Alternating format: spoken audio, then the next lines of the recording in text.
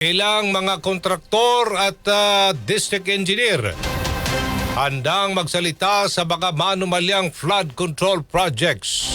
Panahon nang magsalita kayo lahat ha. Radyoman Conde Batag sa balita. Conde.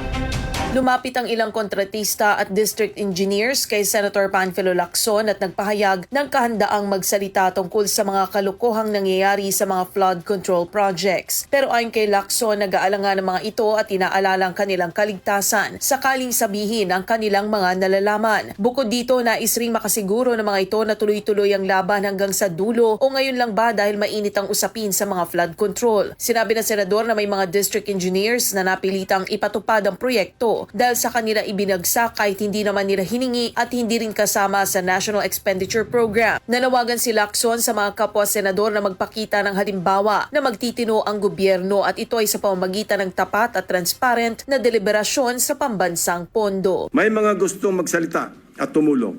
District engineers na napipilitang ipa-implement ang mga binagsak na project sa kanilang distrito. We can start with an honest to goodness and fully transparent deliberation of the 2026 National Budget Measure that will truly represent the hopes and aspirations of our people for a better Philippines. Sa isang taon, wag naman sana nating marinig na mapagsabihan tayo na mga walang hiya kayo. Yan ang pahayag ni Senator Panfilo Lacson. Kasama mo sa DZXL RMN Manila, Radyoman Conde Batag, Tatak RMN.